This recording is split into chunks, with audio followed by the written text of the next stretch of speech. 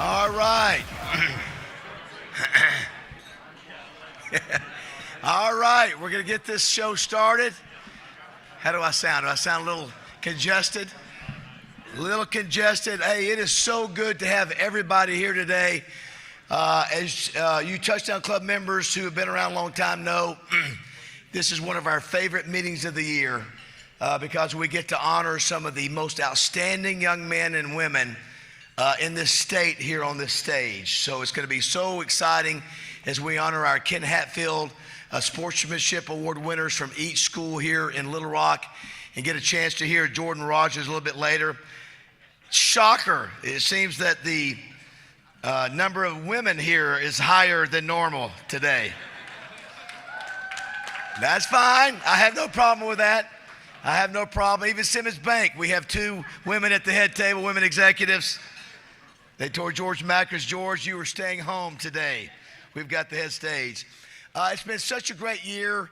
This is the 14th straight week of meetings.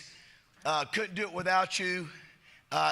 We'd had one more meeting with David Pollock, but I explained that there were some contractual issues with him and ESPN. We could not do that, so we're going to wrap up here. We're going to end on a great note with our honorees, with these outstanding young men and women, with the Ken Hatfield Sportsmanship Award, and of course Jordan Rodgers, who really, when you hear him, just like with Greg McElroy, was everybody blown away with Greg McElroy?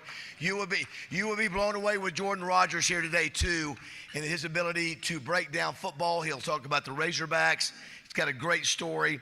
If you think about it, last week, did you enjoy Barry Switzer, Freddie Marshall, and Ken Hatfield? Let's hear for them. My goodness. Barry would still be talking if I had not cut him off. So think about this year. Sam Pittman, Brett Favre, Ray Lewis, Eric Dickerson, Hunter Yurachek, Jimbo Fisher, Greg McElroy, Dan Mullen, Nathan Brown, DJ Williams, Joe Adams, Jarius Wright, Butch Jones, Colt McCoy, Freddie Marshall, Ken Hatfield, and Barry Switzer, and of course Jordan Rodgers. That is a heck of a year. Nobody's doing that around the country like we are.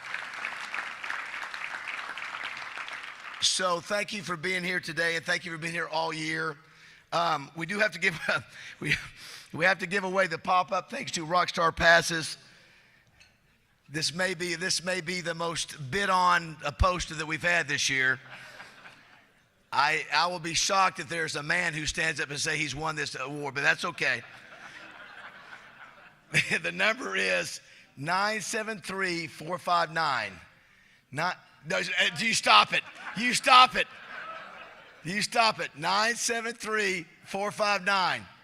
Did you get it? Oh my gosh, you did get it. Congratulations. You want me to draw a heart? Big E over there, long-time listener, great supporter of the Touchdown Club. He's awesome. Love him. No pigskin preacher today. He's at a conference. So Randy Allison, who is the minister of music at Pinnacle Church of the Cross, he may not be that title, but I'll give him that. Randy, will you come up and lead us in a word of prayer? I don't really sell insurance for a living, but anyway. Let's pray. Father, thank you for this wonderful day of life, for this time we have to spend together, for all these students here that represent their schools so well. Thank you for their goals, their achievements in life, for their coaches, for their parents. Bless their lives. Today, Father, is 15 weeks, and it's kind of sad that this is the last Touchdown Club of the year. And we thank you for David and for the speakers we've had and for the volunteers that make this place so welcoming every week, and certainly the sponsors. If it's your will, Father, and we get back together next year, we pray that you'll give David, bless him with people that we would like to see and speak to, and make his life easier to get him here too, Father. But help him as he works on next year, if it's your will. Thank you for Jordan, the influence he has in people's lives, for his family. We pray that you'll bless him. Thank you for his safety here, and that he'll be safe going home. With today being our last meeting of the year, it is sad, and the way life is, many of us will not have the opportunity to see each other again this year. So we pray that you'll bless us with health and happiness in life. So until the next time, Lord, listen to your children praying. Lord, send your spirit in this place, oh Lord. Listen to your children praying. Send us love, send us power, send us grace. Amen. All right. Show off. I'm going to tell Chuck he showed him up. Basil said if you want to have me next year, I'll sing during the prayer every time. But Jordan, one thing that Randy brought up, this is a community. You know, one thing about, you know, there's a lot of touchdown clubs, as we talked about last night, all over the country, but that there's something when you come here, you feel an energy, you feel a connection in the community, and that's what's special, and Randy alluded to that. Earl Hammonds just texted me and said he would be willing to put up the Jordan Rodgers pop-up for the right price. Anybody's willing to bid. He's no dummy. He's a good businessman. So if you will, you'll mute your phones. You can watch online at myarkansaspbs.org, lrtouchdown.com, YouTube page, Facebook, all those things. Our sponsors, Jordan, we got the best sponsors in the country. Normally we have a lot of time to go through and thank a lot of them. Because we're so pressed for time, I'm just going to thank them real quick. Nina Castaldi and Sheena Elam here for Simmons Bank, best presenting sponsor there is in America, nobody better. Thank you so much. Stevens Inc., Warren Stevens, Curtis Jeffries, Warren Simpson, Oaklawn, Hot Springs, Wayne Smith, Zach Gillum is here today. Chris Ho could not do it without all those three great sponsors. Wright, Lindsay, and Jennings, Judy Henry, Charlie, Antoine, everybody, thank you so much for supporting the Touchdown Club. We still have to do the Cliff Harris Award coming up. There we go, it's coming, but thank you, Judy, for your support. Crane Automotive, I noticed we have all women here from Crane Automotive. Christian Crane and the boys have given up their tickets. We appreciate Christian and Chris Crane and all the folks, Drew Dees at Crane Automotive. Sissy's Log Cabin, Bill and Sherry Jones, been around 54 years. Thank you for supporting the Touchdown Club. Double B, Steve Lytle and Ed Light, thank you so much, Steve and Ed. Summerwood Sports, the Hendricks family, you've been a rock for the Touchdown Club, and we appreciate you so much. Thank y'all for believing in Junior too, believing in what we do. Roller Funeral Homes, Renata Jenkins Byler, you've been with us since going all the way back to the beginning. Thank you so much. Advantage Service Company, Kevin Brooks, thank you so much, Kevin, for your support of the club. Thank you, Kevin. Arkansas Democrat Gazette, Amanda Copley, thank you, Amanda, so much for your support. You've been Democrat Gazette has been with us 20 years. You and Wally, thank you so much. The Hatcher Agency, Greg Hatcher, thanks so much, Greg. I don't know if you're here today, but for stepping up and making a difference for our club every year. And, Popeye for picking up all of our speakers for 14 straight weeks. We couldn't do it without the Hatcher Agency and Twin City Limo. Simmons Bank Arena, Michael Mary and Jenna DeGeorge, thank you so much. I love those folks. Pulaski County Farm Bureau, Todd Dennis and Stephen Reichard. War Memorial Stadium, John Latch, Mark Pike, Kevin Krass, thank you so much. Arkansas Urology, Chris Chinnup, thanks for believing in what this club can do for Arkansas Urology and getting men to go get tested. Thank you so much. And 103.7 The Buzz, Terry Mahan, our CEO, that's where I do my radio show, and Justin, our GM, and Roger Scott, my right-hand man every morning on The Buzz. Been doing this a long time, 20 years, and couldn't do it without the support of The Buzz. So AY Media, AY Magazine, Arkansas Money and Politics, Heather Baker, thank you. Arkansas PBS back in the back gang. It's been a great ride. I don't know who's more exhausted at the end of this 14-week run, you guys or me, but you guys are the best. Tanisha, everybody, appreciate you guys. Courtney, Anita, Brian, Kevin, you guys are the best. DoubleTree Hotel, nobody's better in the country. Lakia, Anita, Angel, and Tiffany. And last but not least, JF Media Marketing, Alicia, thanks so much for doing a great job with our social media. The best sponsors in America. Let's give them a round of applause, if you will. They are outstanding. Of course, thank you to our Touchdown Club team, Dwayne Duncan, Chris Kane, RJ Hawk, Wes Sutton. Couldn't do it without you, buddy. Thanks so much for doing 1,000 pictures every week.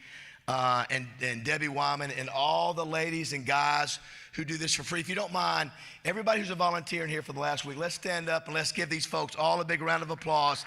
They do it every week. Thanks, guys. Thank you. Thank you, Hope. Thank you, everybody. Touchdown Club could not work without y'all, and Debbie does a great job of of helping with all this staff and do it. Nobody does it better than us, and I'm proud to say that. All right, at this point, R.J. Hulk, this is our last All-Arkansas Preps Player of the Week. Will you come up and introduce our Player of the Week?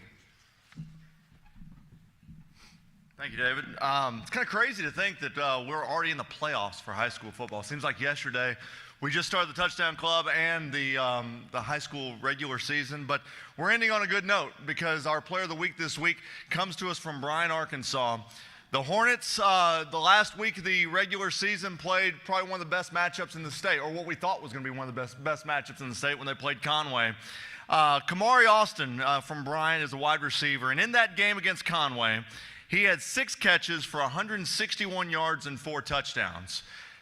Yeah, I mean, and he just did that. I asked him, I said, so, yes, round of applause. So I asked him a minute ago, I said, so what are your numbers for the season? Because I'm thinking you had 161 in one game. He's going to have some just eye-shattering numbers. He said, well, I've had 29 receptions for 584 yards and 15 touchdowns on the season. I said, so you went into that game with just a little over 300 yards receiving, and then you were able to get 161 against Conway, against one of the biggest games of the year. And he said, yes, sir. And he said, we're ready to do it in the playoffs as well. So his dad Aaron's here, as well as his head coach Quad Sanders. Your All-Arkansas Preps Player of the Week is Kamari Austin from Bryan.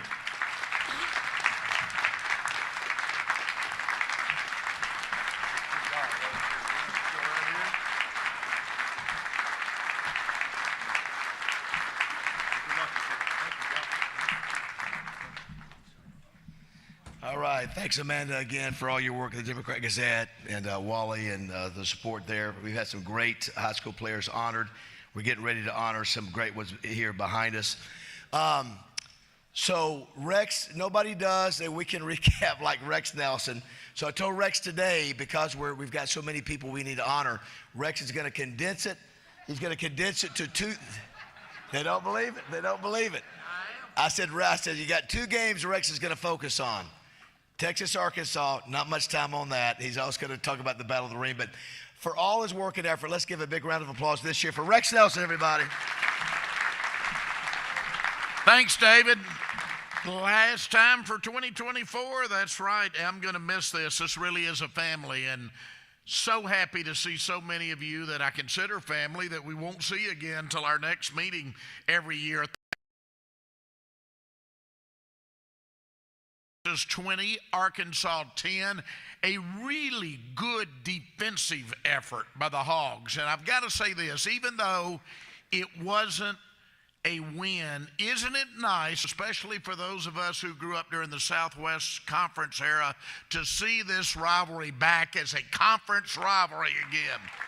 It's going to get a lot better in the years ahead. Texas does move to 9-1 overall, 5-1 in the SEC. First time they had beat Arkansas since 2008. Hogs fall to 5-5, 3-4 in the SEC. Arkansas, of course, needs to take care of business this week against Louisiana Tech and get bowl eligible, so you'll have somewhere to go for a bowl game. Now, talking about the defense playing well, consider that 694 yards 2 weeks ago against Ole Miss. They bounced back and only allowed the Longhorns 315 yards. That was their second lowest total of the season so far. Only second to Georgia. So a really good defensive effort. Texas does win its 10th consecutive road games, all 10 of those with Quinn Ewers at quarterback. He was 20 of 32 passing, 176 yards and 2 touchdowns. So Texas goes to 57-23 all-time against Arkansas. They're 18-4 through the years in games played at Fayetteville. And Arkansas falls to 1-5 against teams who were ranked this season when they played them. All right, moving on. ASU is bowl eligible. Congratulations to Arkansas State. 26. Georgia State, their quarterback Jalen Rayner had a really good game. He rushed for 114 yards, passed for another 97 yards. ASU is 6-4 overall now, 4-2 in the Sun Belt. Their last 2 games are both in Jonesboro and very winnable, frankly. So this could be an 8-win team for Arkansas State going into the bowl game. Georgia State falls to 2-8 and 0-6 in the conference. UAPB drops to 3-8, 2-5 in conference with one game to go. A 31-9 loss to Southern University in Baton Rouge on Saturday. UCA unfortunately loses its third consecutive game, falling 38-31 to Southern Utah. The Bears lost at home for the first time this year while using a walk-on redshirt quarterback. That's what they're down to at quarterback, Caleb Koger. UCA now 6-5 overall. They are 3-4 in conference. Take your Ohio State, Michigan. Take your Alabama, Auburn. David, take all of those. In the greatest college football rivalry in America, Ouachita wins the Battle of the Ravine, 27-20. That got ESPN game day time. They even showed a drone shot to show how close the two stadiums are on Saturday morning, so thanks for that. Meanwhile, Harding beats Arkansas Tech 57-27. So Ouachita and Harding both finished the regular season 10-1. They're both in the top 10. They share the conference championship, and they're both on their way to the playoffs. So congratulations to both. Good luck to the defending national champions from Harding and to Ouachita. As far as that Battle of the Ravine, get this. I've told you should go. If you haven't yet, you got to put it on your bucket list for next year. 8 of the last 9 Battles of the Ravine have been decided by 7 points or less. Uncanny how it's every year, 7 points or less. Ouachita now leads the overall series 47-44. There have been 6 ties through the years. SAU, they finished 9-2. Didn't get in the playoffs, but a great season, a 54-22 victory over UAM. So we had a great year in Division II football in our state. Get this, we've got 4 teams from Arkansas with 8 or more victories in the regular season. Henderson finishes 8-3. SAU finishes 9-2. Ouachita and Harding finish the regular season 10-1. As I told you, Arkansas Tech is 5-6. UAM is 4-7. Now, this week, we've, of course, got Louisiana Tech at Arkansas, 3 o'clock in Fayetteville to get bowl eligible. Can't blow this opportunity. We've got Louisiana Monroe at Jonesboro against Arkansas State, 2 o'clock kickoff for that one. We've got Texas Southern. So for the last time this season, David, we've got games at Fayetteville, Jonesboro, and Pine Bluff. No excuses. Get out and see a college football game on Saturday. Thanks, everybody. Thank you, Rex. Thanks for the great job all year. Nobody brings it like Rex does. Our Sportsmanship Awards. I do want to recognize, I'm so blessed. I'm an only child, Jordan, spoiled only brat. My dad is here from Panama City, Florida. He turns 84 next Sunday, still shoots in the 70s.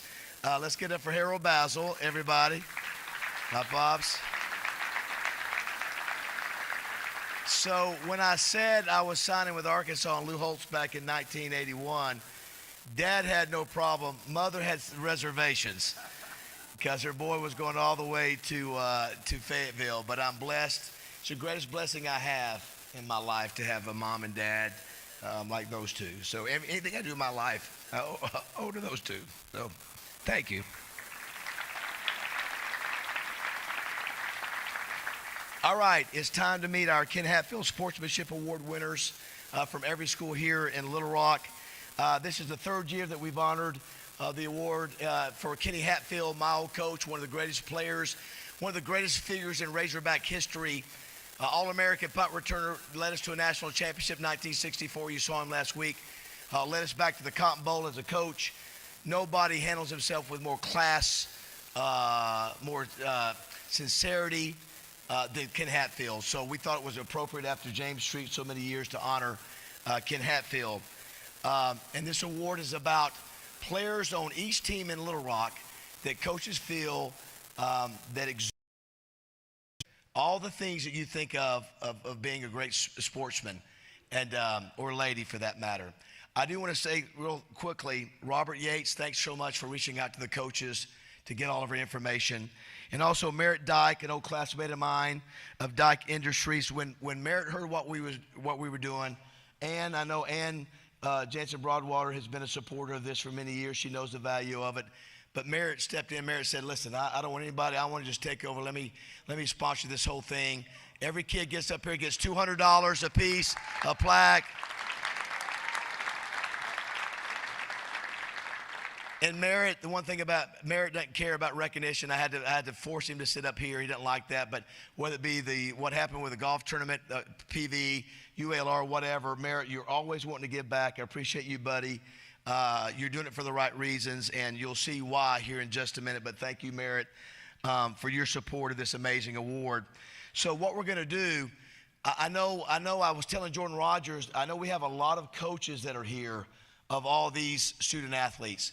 So if you're a coach or an assistant coach, either one, if you're a staff on any of these teams where we've got an honoree, please stand and let's give them a round of applause for all the coaches taking time to be here today.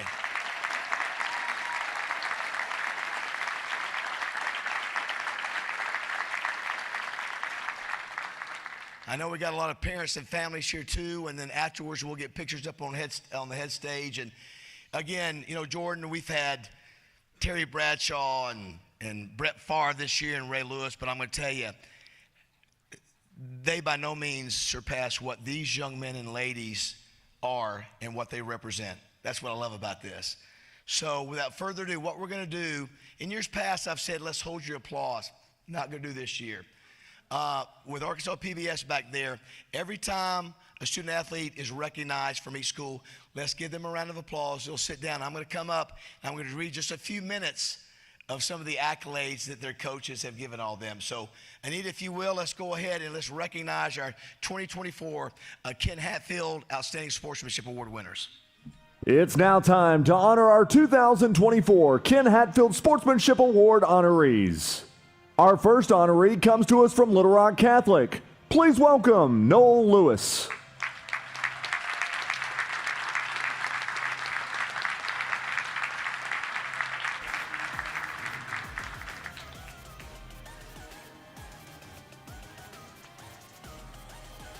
It's now time to honor our 2024 Ken Hatfield Sportsmanship Award honorees.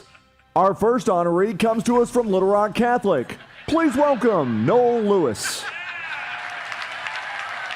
Our next honoree is from Little Rock Central. Please welcome John David Bear. Coming to us from Little Rock Hall, please welcome our next honoree, Corday Atkins. Up next from Little Rock Parkview, please welcome our next honoree, Marcarius Hill. Coming to us from Little Rock Southwest, please welcome our next honoree, Zion Brooks. Our next honoree is from Joe T. Robinson. Please welcome Caroline Whitman. Our next honoree comes to us from Mills University Studies. Please welcome Zion Smith. From Baptist Prep, please welcome our next honoree, Carter Odell. Coming to us from Episcopal Collegiate, please welcome our next honoree, Jackson Rowell. From Little Rock Christian Academy, please welcome our next honoree, Garland Davis. Our next honoree is coming to us from Pulaski Academy. Please welcome Walden Culpepper. And finally, coming to us from Southwest Christian Academy, our next honoree is Dominic Ferguson. One more applause for our 2024 Ken Hatfield Sportsmanship Award honorees.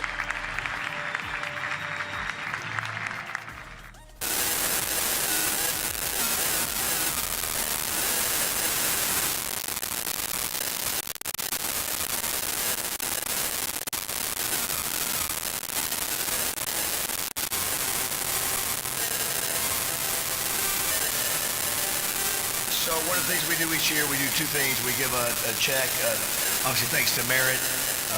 We give a nice plaque like this to each honoree, and we'll give a check for $200. They can decide what they want to do with the $200. Keep it away from their brothers and sisters and parents if you want to. Do what you want to do with it. This is for us, and I get a lot of comments about it. We're not going to take a lot of time, but what I do every year, you know, I was telling Merritt, when I started this thing, we started getting these submissions, and it was so overwhelming, the things that were said.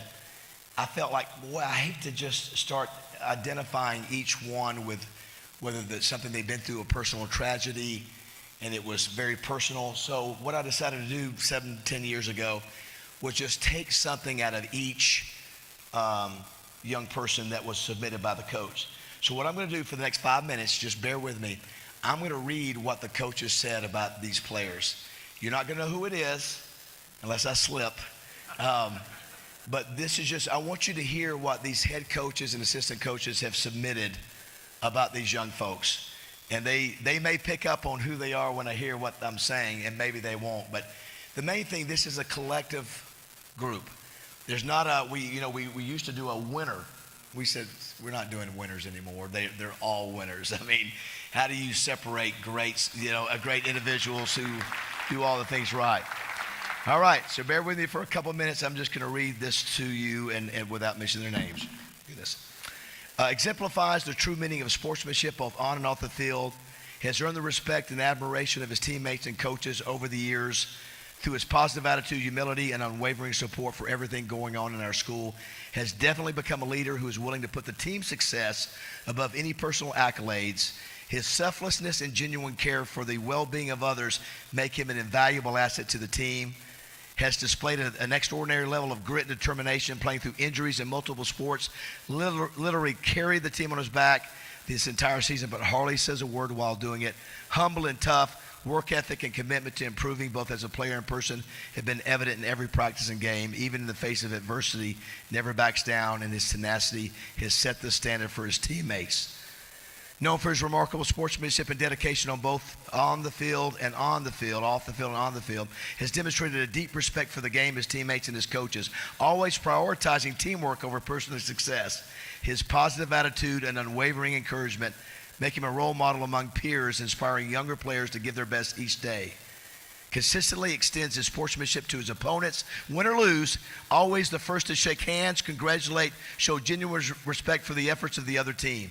His legacy, now again, these are coaches that are saying this, his legacy of respect and camaraderie will undoubtedly be remembered long after his final season. Yes, a very good football player who will play on Saturdays, but what sets him apart from others is his character. There have been some tough moments this fall, but he's a rock. He's the first to practice and last to leave. He's the first to help clean up the locker room and the first to help a teammate. When the transfer portal opened, he could have gone to other schools, but he stayed. Loyalty and character are becoming hard to find, but he has it. If you were to start a program today, you would do it with quality people like him. This next honoree embodies the essence of resilience and leadership. As a leader on our team, he sets the tone both in performance and dedication, inspiring teammates with his work ethic and unwavering commitment. His leadership isn't just limited to the field. He is known for putting the same tireless effort into his academics, balancing the challenges of school with the demanding challenges of athletics. He's earned the trust of both coaches and teammates coming from an economically challenged background. He channels the adversity that he has faced as fuel to drive him further in every aspect of his life. This motivation pushes him to never quit, tackling every challenge head on with determination and grit. His story is one of perseverance, illustrating that dedication and hard work can overcome obstacles, inspire others, and lead to lasting success both on the field and off. This honoree never misses a practice, always looking to get better, never complains. Whatever we ask him to do, he does it. Whether it's picking up trash, getting water, getting equipment, and putting it back on the trailer, he does it. He may not get much playing time, he never complains. He's one of our biggest vocal supporters. He's done all this while still maintaining a straight-A report card. He's an amazing young man. Looking forward to him doing great things for our program in the future. The next honoree showed up in my office 3 years ago and asked about helping out our program as a manager. In 3 years, our honoree means much more to our program than just a manager. Works close with our athletic trainer, with our other student trainers, in charge of our group of athletes who signal and plays on game nights, always stays late after games to put away equipment, uniforms, and clean up our facility, takes great pride in our program, conducts themselves in a first-class manner, responsible, dedicated, and valuable to the success of our football program. We will greatly miss this honoree when she graduates this year, and are grateful for the positive impact she's had within our program. Sorry, had to cheat on that since she's the first. Very honored to endorse a smart, creative, and outspoken individual and deserving in many ways. He exceeds all the requirements and expectations for this award. Personality, intelligence, and love for others create a welcoming environment. His characteristics are similar to Coach Hatfield's. He follows no one, isn't swayed by popular demands or popularity. Although his physical talents and size are big in stature, his unique characteristics are undeniable. Behavior and infectious humor. His play on the field is fearless with perfect mixture of sportsmanship, always notices the good qualities in others, and is always interested in others' success and future endeavors. Last few. He's a great player, but far beyond that, he's one of the best kids I've ever coached. His work ethic, leadership ability, and development from year to year is proof to the amount of work he puts in. The thing I love most about him is that I could walk down the hall to all of his teachers, and they would tell me he is one of their best students. True definition of a student athlete. He will be successful at whatever he puts his mind to. Our next honoree has been a 3-year starter, but his actions on the field and in the classroom have made him stand out. He embodies the well done is better than well said attitude. Typically the first athlete in the door, last to leave. Often staying behind to make sure our locker room is clean and spend time in fellowship with his teammates. On the field, he's always a beacon of positivity to his teammates and is a pivotal part of our offensive and defensive line. In the classroom, he constantly seeks ways to improve, and his instructors all hold him in high regard as he finds a way to connect with his classmates. Next honoree, outstanding sportsmanship, unwavering commitment, and selfless attitude, both on the field and off. While he's a key player for our team, his impact extends far beyond stats or accolades. He's a leader who consistently demonstrates respect and kindness towards teammates, coaches, and opponents alike. Shows up every day with a positive attitude, strong work ethic, and a willingness to support others. First to help others who are struggling, last to complain when faced with challenges. His commitment to the team is evident, his consistent presence and dedication, regardless of the spotlight or recognition. Last two. Exemplifies the values of this award, represents what this award represents, standing out as a young man of remarkable character and integrity.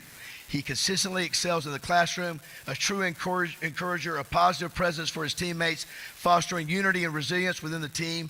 His dedication goes beyond words.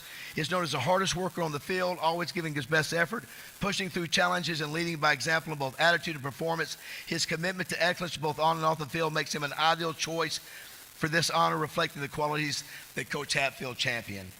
And our last honoree was one of the top players on our team coming back this year, but he went down with a broken collarbone in the second game of the season. While he was out, he never complained. He was very encouraging. He was coaching other players by critiquing their craft. He helped with the small things. He did whatever that was asked of him. This past spring, he lost his father. And with that void, he never complained and never showed a ton of emotions. This is the head coach that's submitting this. I really feel like he wanted to dedicate his senior season to his father by the way he approached his last year, but his injury was a setback. He's not the type of kid who brings attention to himself, but his teammates say they love him, funny off the field, and they truly love being around him. There's no doubt in my mind that he's a true servant, and we love having him on our football team. How about all these amazing student athletes? Let's give her a round.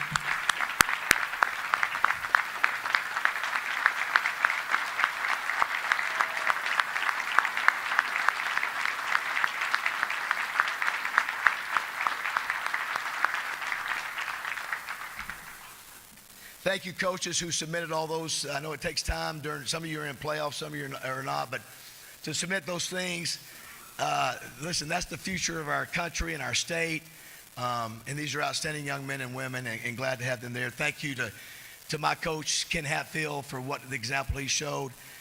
Merritt Dyke, thank you so much for supporting what is a neat deal. And afterwards, you'll come up, you can take pictures on stage with your kids and Jordan or whoever you want, whatever you want to do. Speaking of Jordan, this guy is really, when you hear him, you're going to realize why he is one of the guys who's really climbing fast in the world of broadcast television. He's very sharp. He's not just a good-looking guy. He's not just that. Listen, he knows football. He's got an amazing story of where he came from and how he got there. So, Steve Sullivan, will you introduce us to our guest speaker, Jordan Rodgers? This is Jordan Rodgers at SEC Media Days back in 2012. He sounded broadcast ready then. Pushing our vision and pushing what we're going to be to try to get people excited, to fill our stands. Rodgers keeps it. Touchdown, Vanderbilt. Jordan had a nice run as Vandy's quarterback. He became the first Commodore quarterback to lead Vandy to back-to-back bowl appearances and a 9-4 record. He finished his career with 4,063 yards passing and 24 touchdowns, and that was in just 2 seasons. Jordan gave pro ball a shot, spending time with 3 NFL teams. His professional life, though, changed on August 2nd, 2016, when he was hired by ESPN. Despite the score that was on the board, I think it was important that he experienced a game of adversity. Please welcome one of the rising stars in the sports broadcasting business and one of the Bachelorette's biggest success stories, Jordan Rodgers.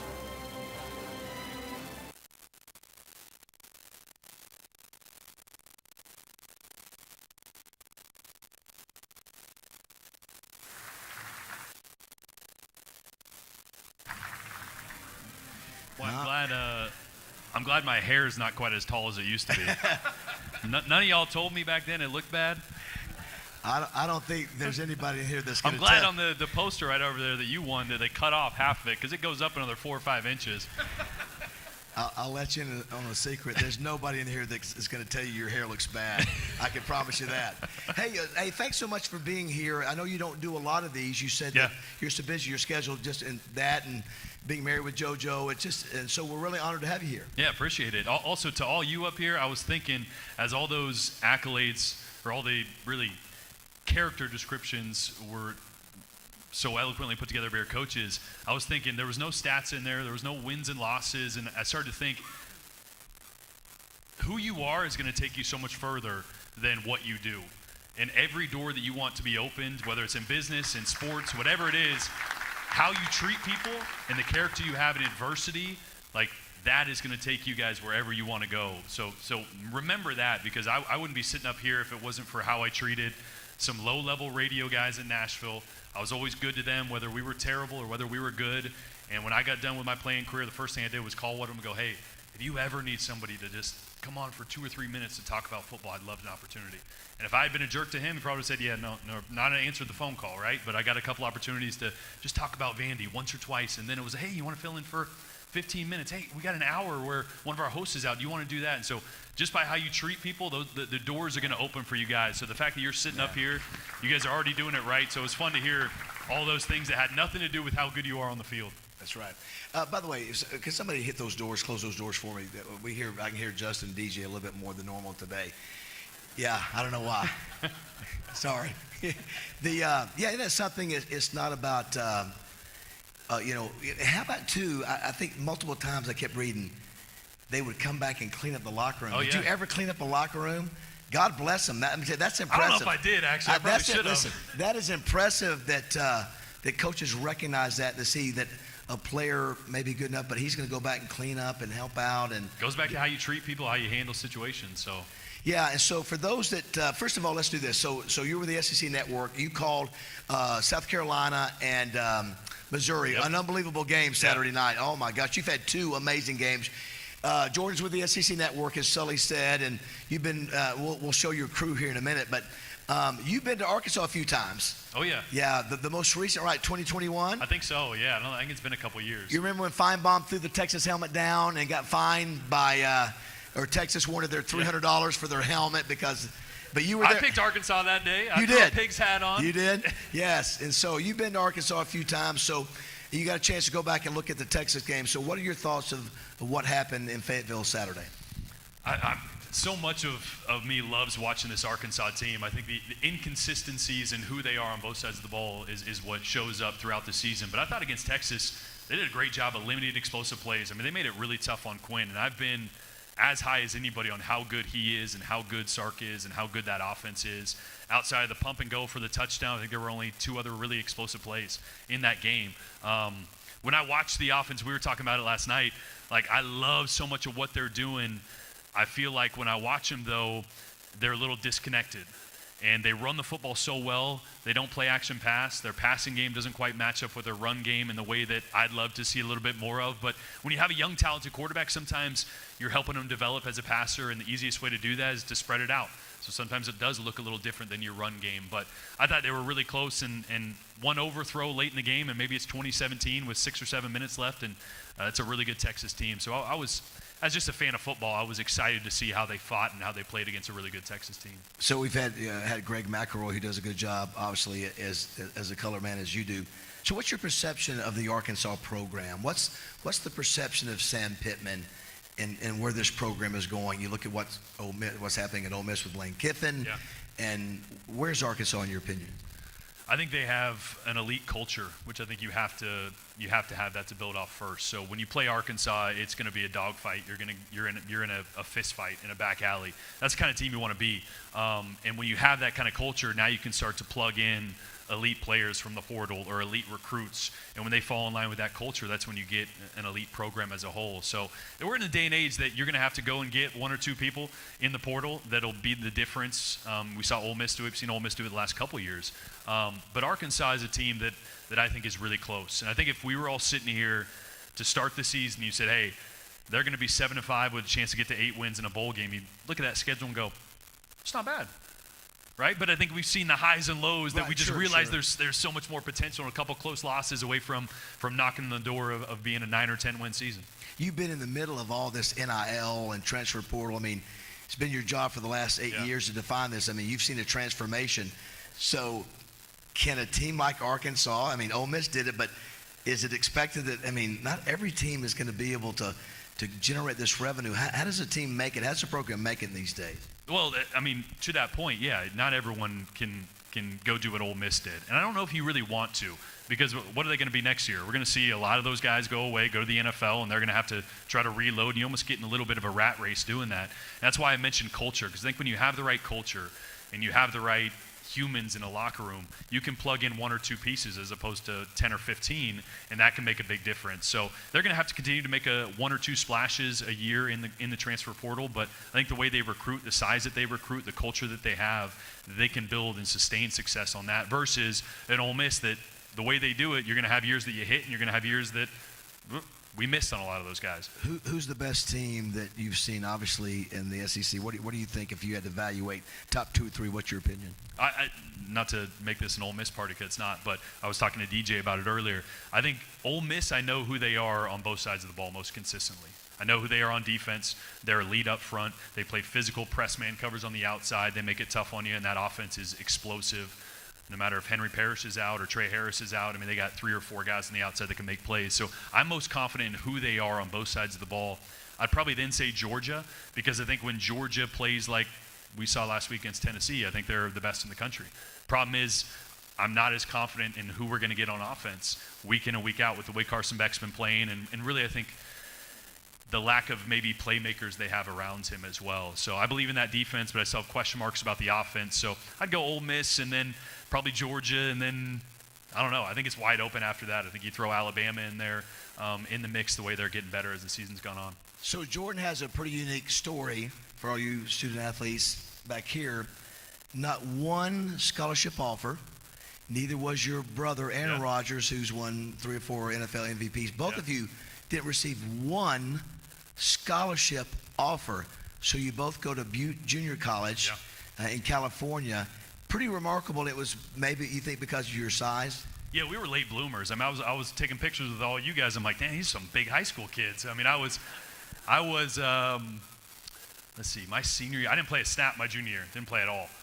My senior year in high school, I was maybe 5'10", maybe $150 soaking wet. So colleges weren't knocking down the doors for a not very athletic quarterback that was about $150.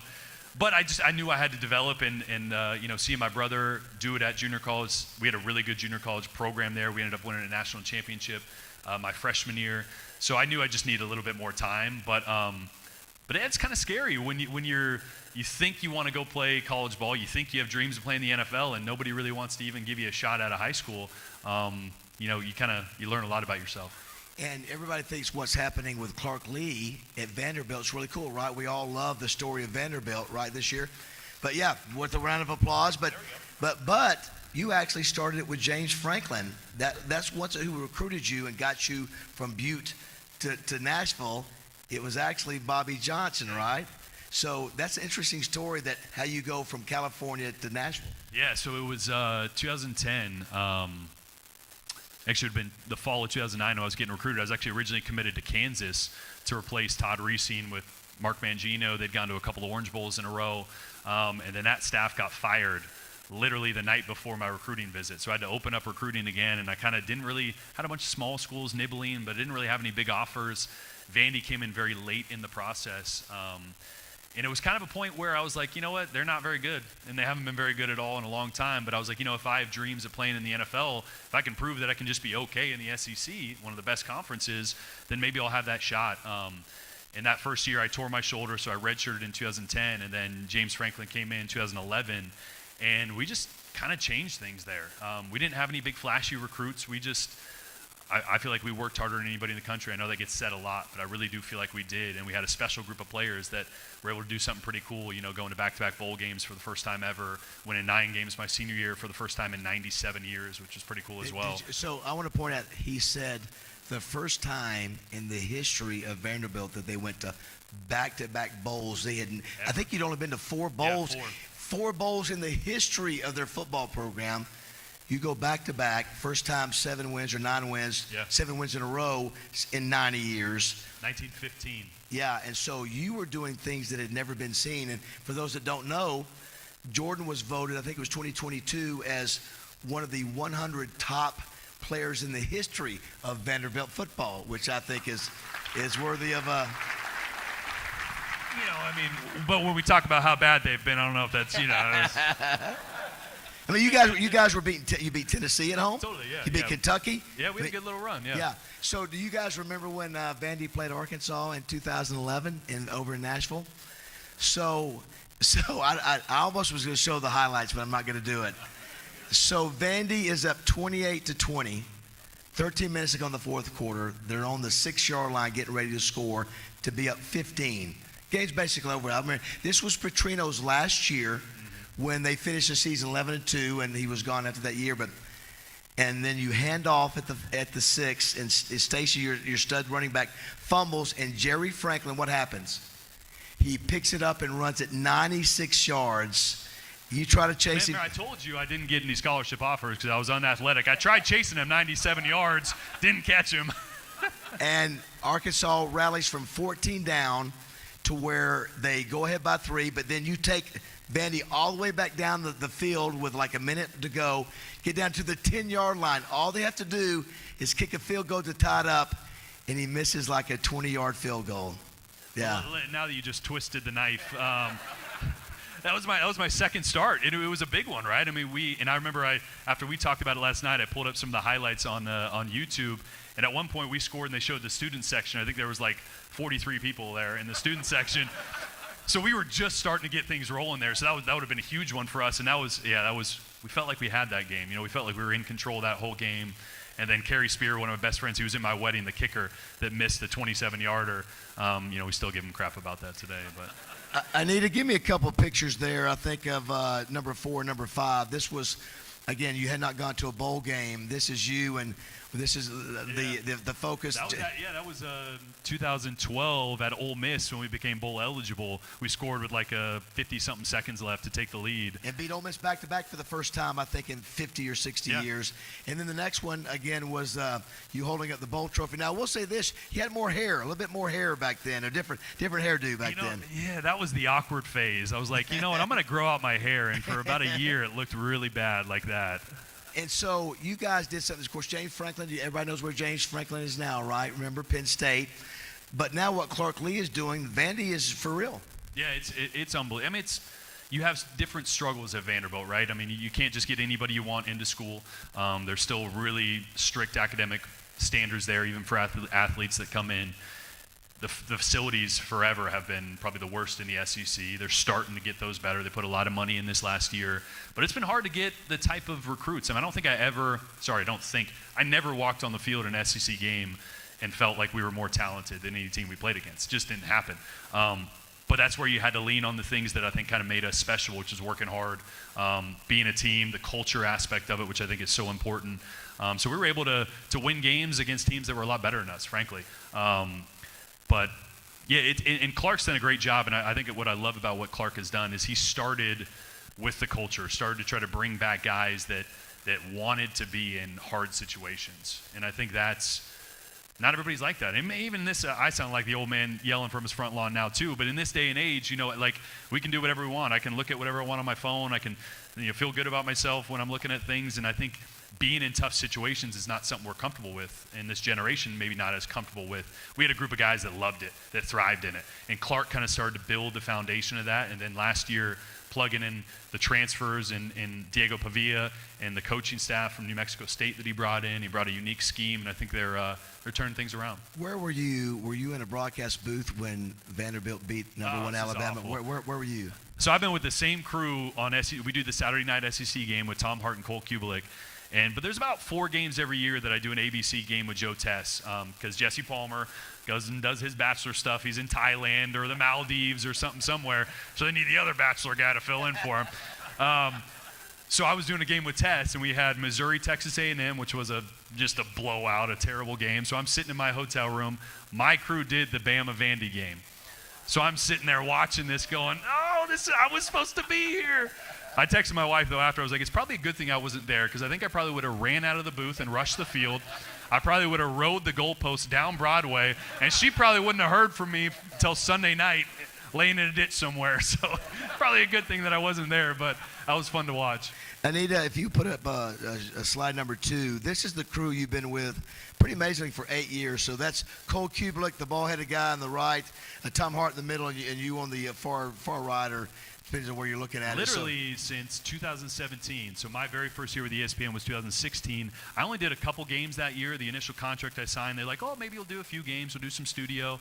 And then 2017, started with that crew and been with them ever since. Go to the next one, Anita, number 3. So Cole is a former Auburn player. I don't know the history on Tom. He played tight end in high school and Gotcha. a small college. So I would see you guys, and sometimes I would see you in Fayetteville after a game. I mean, it's a lot of traveling. You guys spend a lot of time together. What is it like with those guys? I think what people, whenever we talk to people, if they do like us, not everybody likes every broadcast crew, and that's okay. We're not right about everything. We like to act like we think we are.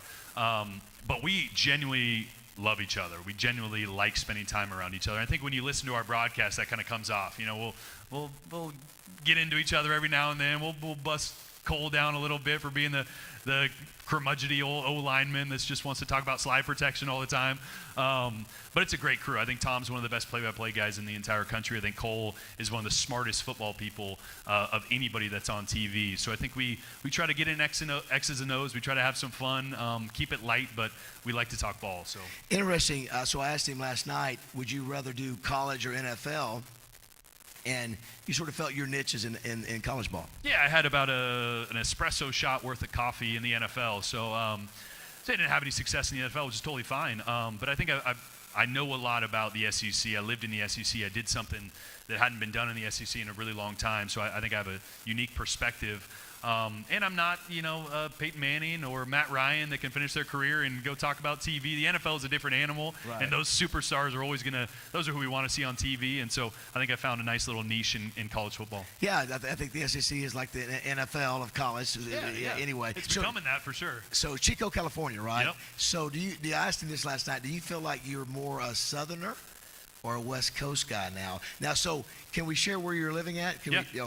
So why don't you tell everybody where you're living at? So funny, I to arrange the travel for Jordan, I said, I thought he was coming in from Charlotte, where the SEC network is, or maybe he's living in Dallas. That's where JoJo, I think it's, JoJo from The Bachelorette lives. He goes, no, I'm flying back to PR. I said, PR? You might want to take a guess? So you're living in Puerto Rico. Yeah, we do. So like middle of COVID, 2020, we were living in Dallas. Joe's is from Dallas, and I was living in Nashville when we got together, and then I moved to Dallas. So we were there from 2016 to 2020, and both her brothers had moved down to Puerto Rico, and so we visited every now and then. And we were just kind of right before football season of 2020. We're like, a lot of our friends had kind of moved out of Dallas, and I was like, hey, why don't we just go rent a place month to month? I'm gone 4 or 5 days a week anyway, so you can spend some time around family during football season. We'll see if we like it. We got down there a month. We sold our place in Dallas. We bought a place down there that we had to gut and renovate. It took 2 years to do it, but yeah, so we've been down there ever since. So I don't watch The Bachelorette or Bachelor, but Oh, come on. I don't. Trust me, that's what every guy says. Every time, every stadium I'm walking through, say, hey, can I get a picture for my wife? I don't watch it, I swear. Come on. One of the big questions that we were asked by some of the ladies here with our Touchdown Club is JoJo coming? So when you finish up your pro career, how in the heck did you wind up involved with the whole Bachelorette deal? It's wild. So all you that are fans of it, they do casting in a bunch of different cities all over the country, and you could submit people to go on the show. I had never watched it. I was aware of it. I think I had like a girlfriend at one point that watched it, but I'd never honestly sat down and watched this reality show. So I'm training quarterbacks in Nashville, doing combine prep training for quarterbacks, working at D1 there, D1 training facility. And I just hired an agent because, like I was talking, I just started doing radio, and I was like, I kind of want to do TV. So I hired an agent to see if I could get some opportunities. And my agent calls me one day, and they're like, hey, Fox is doing a dating show, and they're looking for ex-athletes. Can I throw your name in the hat? I'm like, sure. I'm single. Awesome. So a couple weeks goes by, and she calls me back, and we're talking about something completely different. I'm like, hey, did Fox ever follow up? And they're like, oh, they went with someone else. I'm like, oh, okay, whatever. But as it so happens, a producer on that show was married to one of the producers on The Bachelorette. And so back to the casting, I wasn't a part of any of the casting. Wasn't even on my radar. The show starts filming like second weekend of March. I get a call on March 1st from a guy who he was at my wedding, Bennett. He's a producer with The Bachelor. He goes, hey, somehow someone passed along your number and was like, here's what I do. Have you ever heard of the show? I'm like, yeah, I've heard of the show. He goes, well, are you single? I'm like, yeah. He goes, well, I got a great girl. I'm not sure if you're interested. We start filming in like a week. And I'm like, it's like, how long are we talking here? He's like, well, could be a week or two, could be a little bit longer. Just depends. I'm like, sure, I'll give it a try. I can not train quarterbacks for a couple weeks. I had a little flexibility. So I fly out to LA, and what you guys don't know is that no one knows who, I didn't know it was going to be JoJo. Had no idea. So I fly to LA, crash in at my buddy's house the night before we check into the hotel and you get locked down. He's like, hey, we should watch it, right? And I'm like, sure, yeah. I don't even know who these girls are, right? So we watch it, and it's down to, I think, 2 or 3, and everyone thought it was going to be this other girl named Kayla. And I'm watching and going, man, that JoJo girl's kind of cute. It's a bummer. I was like, it's too bad it's not her, But I was like, whatever. I signed up for this thing. Kayla seems like a really sweet, amazing girl. She's cute as well. I was like, well, just go do it. So I sign up, do it, and then I'm locked in a hotel room with no phone, and they announce that it's her. I'm like, yes. And then it's me and 25 other dudes in a mansion dating my future wife. It's kind of weird. So I was wondering, you just really weird. You just had a successful college career and played in the pros.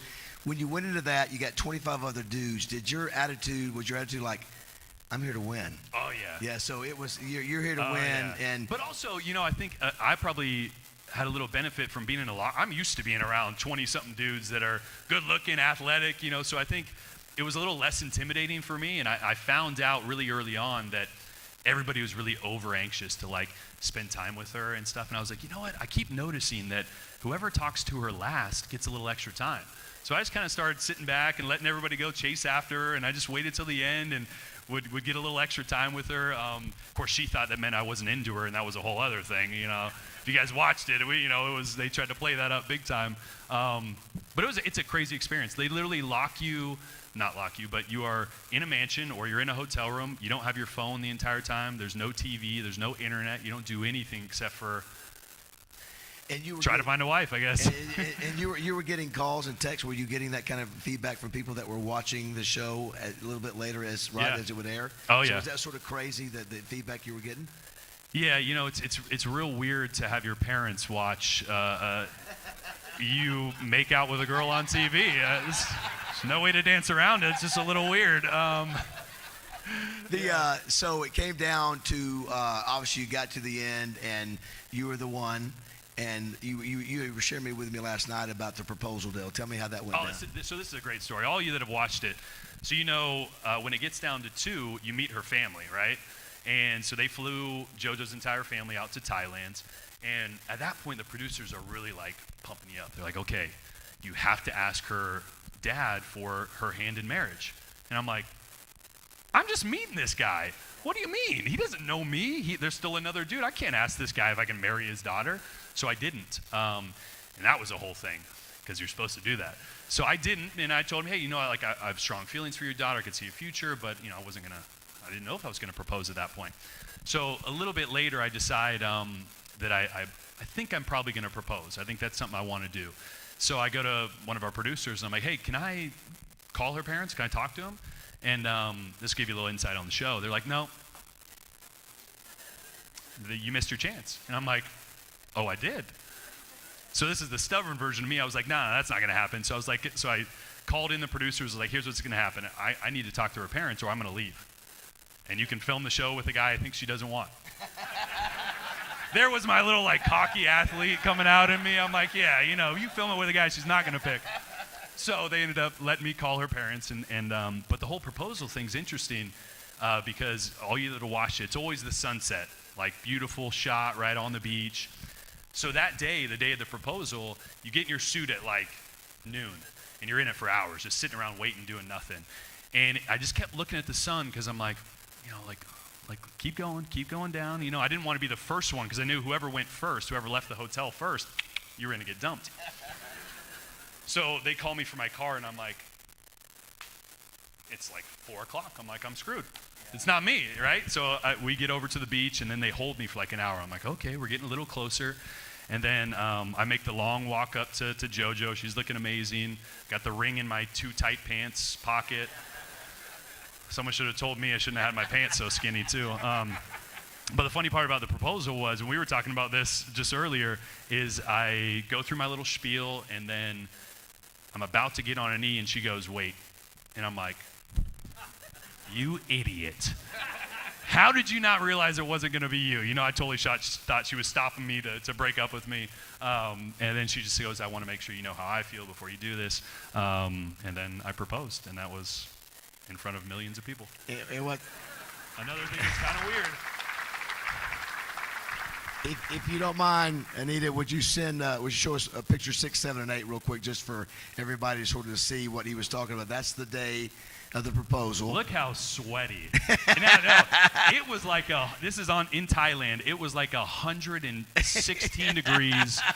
I mean, she had to stand out there in that dress for like 3 hours. I mean, we are just sweaty mess. Show us the next one, Anita.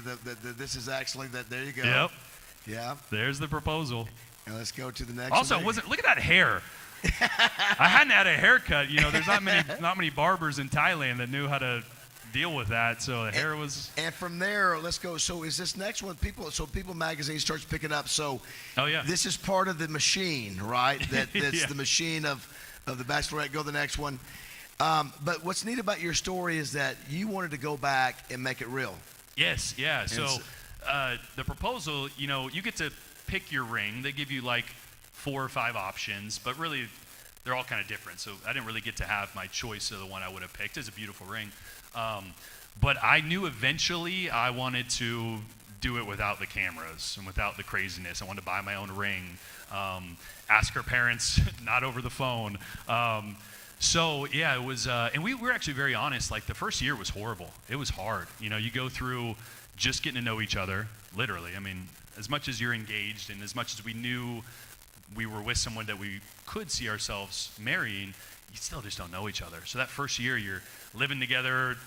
You got a spotlight. We got paparazzi out, you know, out of the house. If I'm in a bad mood at the grocery store, it was on the magazine somewhere. You know what I mean? Like it was just crazy. So the first year was very up and down for us. And so we got to the end of that first year and really had kind of like a fork in the road, come to Jesus moment where we just sat down with each other. We're like, hey, we love each other. but we need to decide if this is something that we really want to lean into and go this direction, or if we love each other and maybe we're not right for each other. We decided the path that we're on now. Obviously, we decided to lean in and make it work. And so about a year after that, I was like, I kind of want to do the proposal on my terms.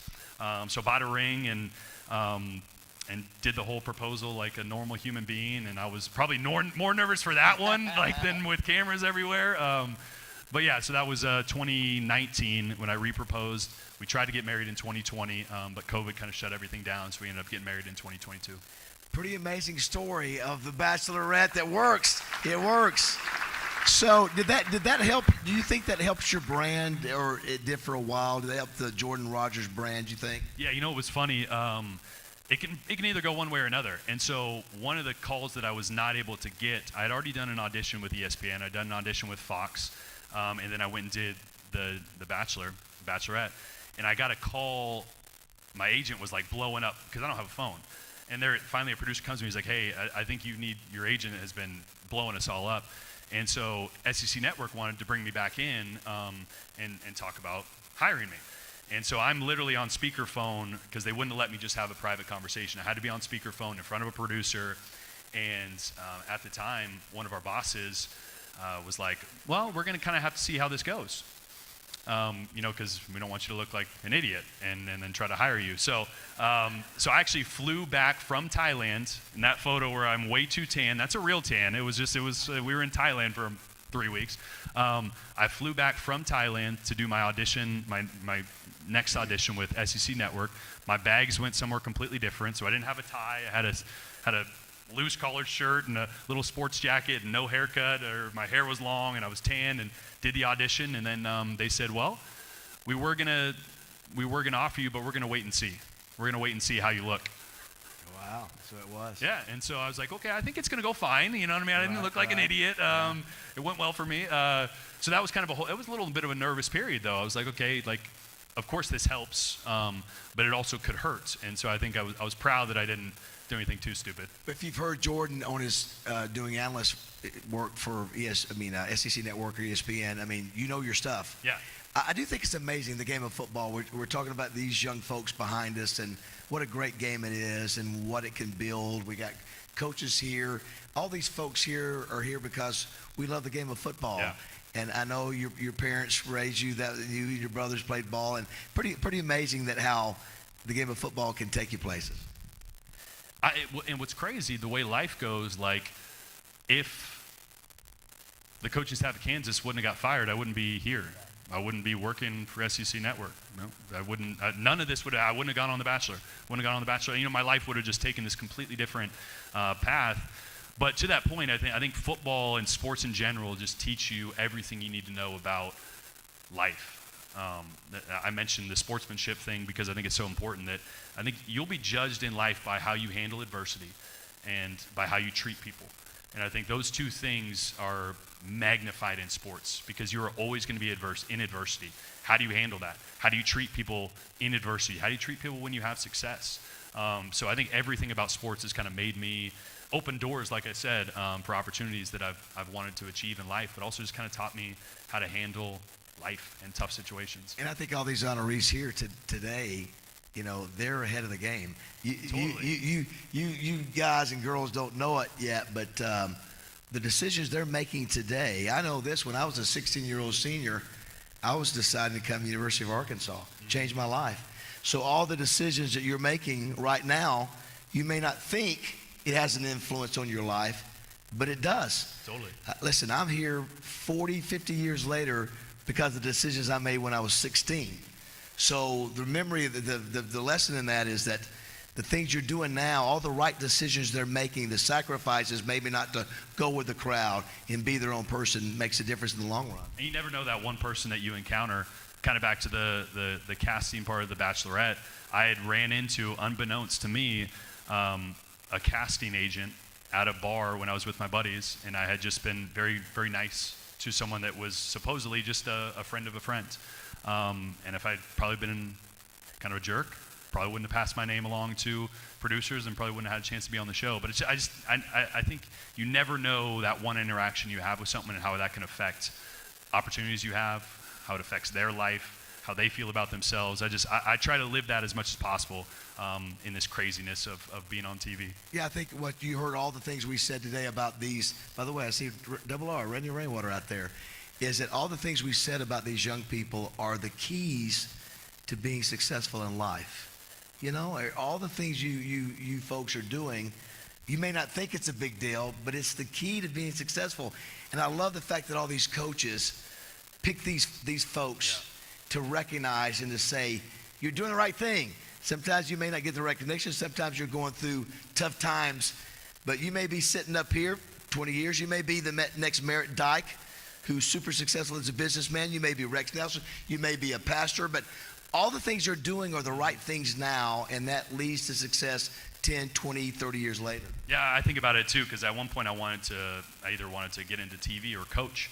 And the relationships you have with your coaches now, how they just perceive that you handle your role. You know, I heard on that first one in, last one out. How do you handle your preparation? How do you handle your teammates? How do you lead with your teammates? Like, those are the type of people that coaches want to hire to be coaches. Not necessarily because you threw for 30, 40 touchdowns, because you were the best player on the team. It was, how do you interact with people? How do you teach people? How do you handle adversity? How do you prepare? So yeah, those are lessons that I learned kind of at the point where I was trying to figure out whether I wanted to do TV, do coaching, whatever. Well, it's interesting. We had Greg McElroy, as I mentioned, who I think we've had Kirk Herbstreit.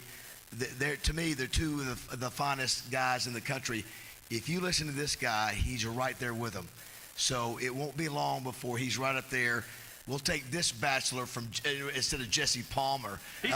He's pretty good, too. He's really good. Jesse's awesome. Jesse is good. But that man does more than he's got cooking shows. So are you any cooking shows for you? I don't have cooking shows. We do home renovations as well, me and my wife. So is that right? I tell you what, that's the funniest thing. You know, people always say, like, what's the quickest way to break up a relationship is to renovate a home together. Well, we met on TV, and then we renovated homes together, and somehow we made it through that. Well, ladies and gentlemen, you want me to more class act than Jordan Rodgers, and I think we also, let's give another standing ovation to our Ken Hatfield Sportsmanship Award winners. Thank you, everybody. It's been a great Touchdown Club season. Thanks, Jordan Rodgers. Appreciate you, buddy. Thanks for being here, everybody. See you next year.